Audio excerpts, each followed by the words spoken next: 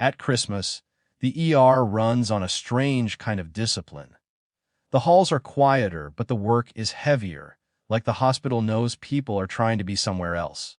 I was halfway through a double shift, moving from room to room, charting vitals, adjusting drips, reminding myself to eat a protein bar between patients. My daughter had gone to my parents' place earlier that afternoon. She was 16, old enough to drive, old enough to sense tension, young enough to still believe adults would take care of her. We texted around dinner. Nothing dramatic. She sent a photo of the tree. I replied with a heart and told her I'd be home late. I assumed, because I wanted to, that she was safe inside noise and warmth. The message came close to midnight, during a lull I didn't trust. It was short, no emojis, no anger. They said there wasn't room at the table. Aunt said it was already set. Grandma agreed. I drove home. I'm okay. I stood at the nurse's station and read it again. Then again, my hands didn't shake. That surprised Aunt. I finished a note, signed my name, and went back into a room where a man was coughing blood into a towel. There are moments when the body chooses what it can feel later. When the shift ended, the sky was gray and thin. I drove home on roads that looked emptied out on purpose. My daughter was asleep on the couch, still in the sweater she'd worn to dinner. The house smelled like nothing. No candles, no food, just cold air and the hum of the fridge. We didn't talk much that morning. I made eggs. She ate. She shrugged when I asked if she wanted to tell me more. She said, "Ate" was awkward, the way kids do when they don't want to give adults more words to mishandle. I didn't call my parents. I didn't call my sister. I knew what that conversation would become. I'd be emotional. They'd be reasonable. Someone would say it was a misunderstanding, or that space was limited, or that she'd driven before and was fine. The facts would dissolve into tone. Instead, I sat at the table and wrote a letter. It wasn't long. It didn't accuse. It described what happened in plain language. A minor was invited to a family gathering and then told, after arriving, that there was no room for her to eat. She was sent home alone on Christmas night.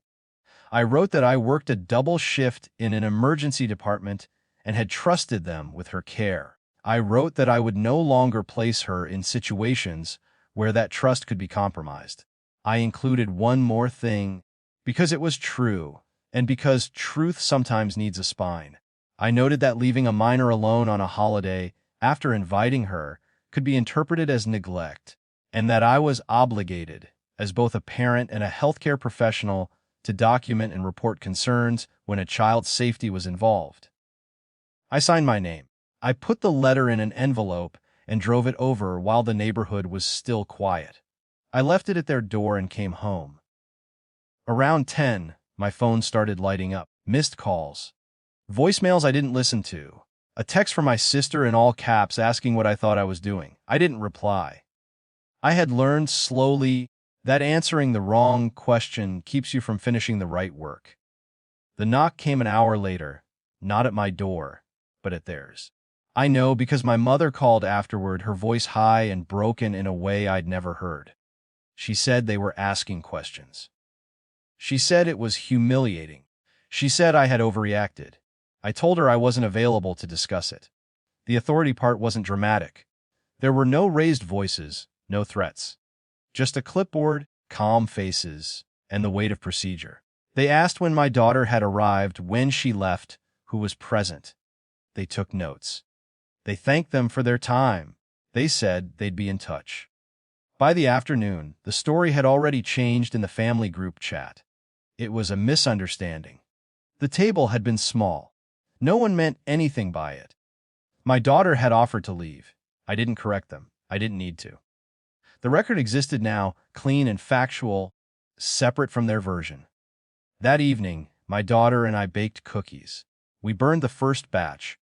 We laughed about it. She asked if she'd done something wrong. I told her no, and I meant it in a way that didn't ask her to feel better for me. In the weeks that followed, the invitations stopped. Then they resumed, carefully worded, smaller. I declined them all. There were no apologies that didn't try to explain themselves at the same time. There were no sudden realizations. Just a quiet understanding that something had shifted and wouldn't be shifted back. Sometimes I miss the idea of the family I thought we were. Sometimes my daughter asks why we don't go over there anymore. I tell her the truth in pieces she can hold, that adults make choices, and some choices have consequences, and that my job is to keep her safe, even when it costs me comfort. On my next Christmas shift, the ER was louder, more accidents, more noise. During a break, I checked my phone and saw a single message from my mother. It said, "We're still upset." I put the phone face down and went back to work. There was no victory parade, no moment where they admitted fault. But there was a house where my daughter ate dinner without wondering if she belonged. And for me, that was enough.